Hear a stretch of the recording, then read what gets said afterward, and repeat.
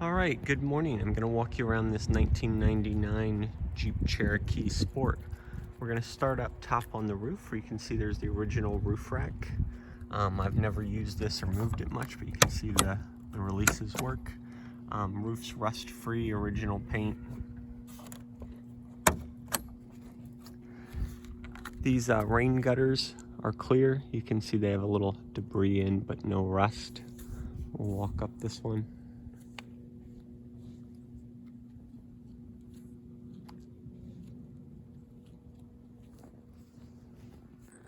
The windshield's a replacement glass. Brand doesn't mean much to me, but chip-free, rock-free windshield wipers work. Blades probably aren't that great. This is the front fender that had a little bit of damage that I repaired. You can see that it's not quite perfect there, but you can see the condition.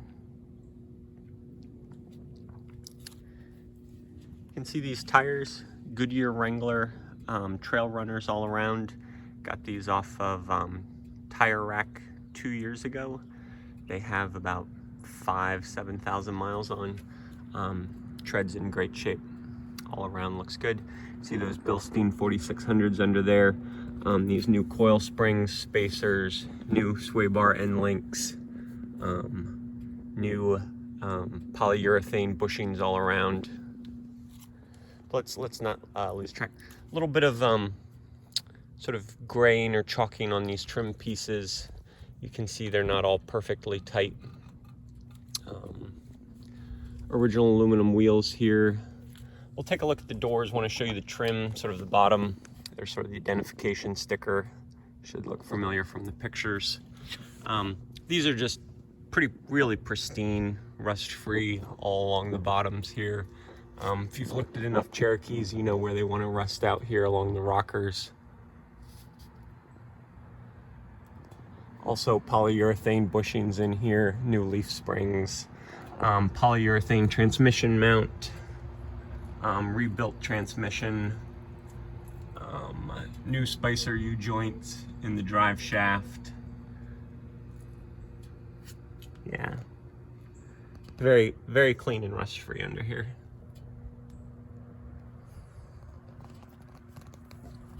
This is the driver's side door jamb here.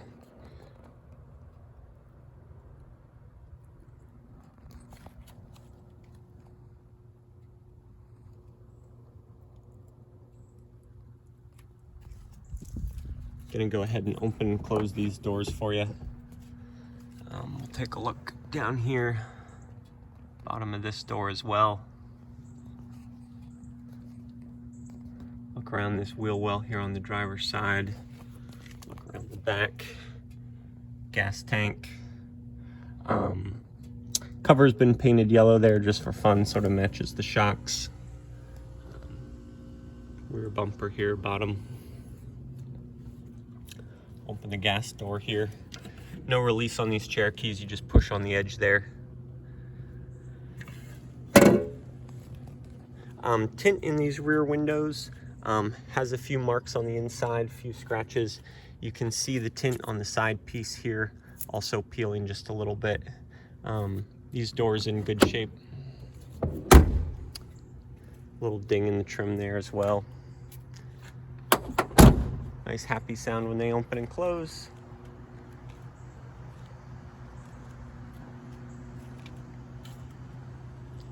Little ding in the bumper here at some point. Sort of a janky front mount for a Texas plate. Obviously you can just take that off depending on what state you're in. Lower air dam there, intact. No fog lights or anything. Front steering stabilizer from OME. Rusties for the adjustable track bar and the heavy duty tie rod. You can see photos of those parts and things in the photo collection. Headlight and grille look good there. This side, very similar condition to the other. A little chalky, a tiny bit loose on a couple of these trim pieces. If you use Penetrol, you can bring these back to life. I've used that on my Wrangler as well. Works real well to bring that back to life. Open these doors, take a look here as well.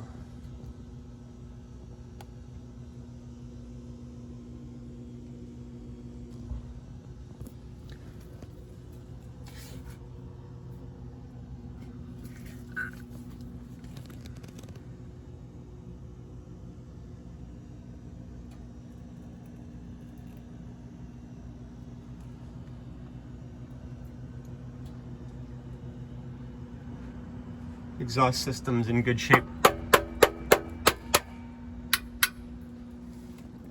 This is the cross member that holds the transmission. Oil pan up there.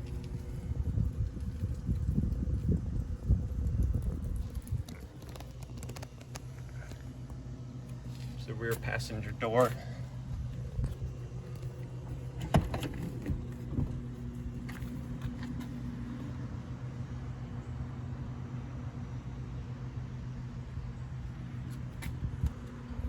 Tint, same story, a little scratch there on the inside.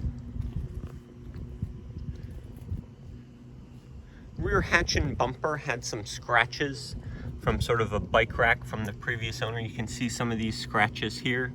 And there were a few really right there. I'm gonna try to get the light so you can see. There we go. Those scratches motivated me to spray just this panel just right here, just a little bit, just where I'm moving my hand for you right there. So sort of from here over, just to cover that up a little bit. I used a spray can from Micro Finish, sort of custom matched paints for these vehicles. Here's the rear.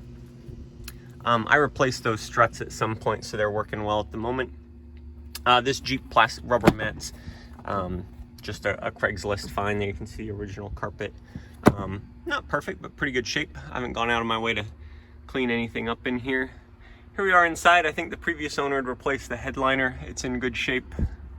Rear speakers here are replacement Polks. Plastic trim's in pretty good shape, but certainly has some scratches, some dings, sort of a crack there. Tail light units are in real good shape. Same here. Spare tire's never been out since I've owned it. You can see a little bit of surface rust there on the bottom on the mount. Little ding in the rim there. That tire's probably pretty old. There's a sticker I'll try to get in focus. That's on that rear hatch.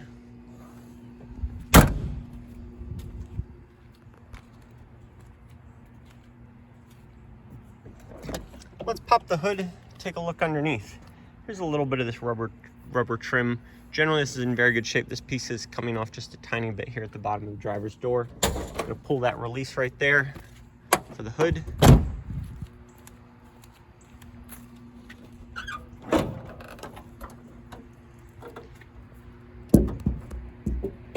Just pulling up the support rod there. Here we go. Couple things you'll probably immediately notice. There's no fan shroud on this vehicle. There is an electric fan that's been added. Here's your catalyst and emissions information. Tag with VIN there.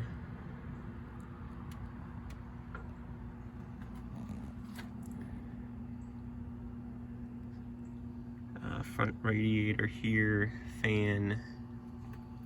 Water pump's been replaced. Currently running an Optima red top battery. VIN over here on the passenger side panel stands out. We'll grab a picture of that. A few other things.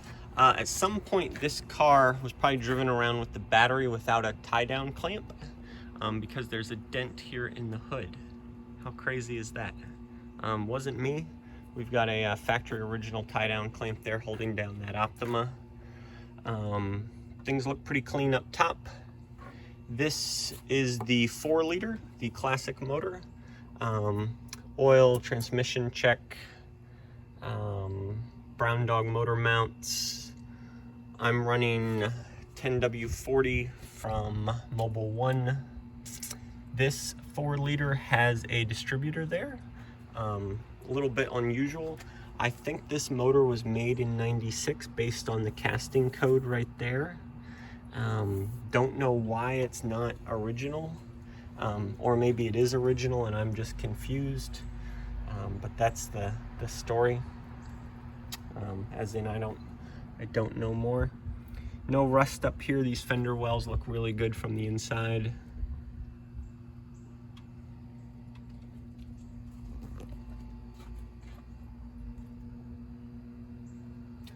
I'll show you a little bit underneath here while we're here.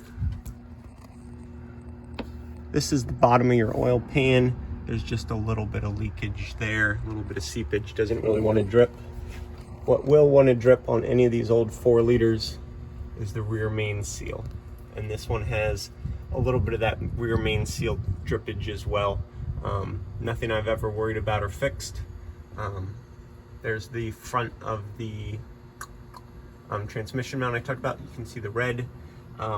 This car has a very strong connection now between the drivetrain and the body.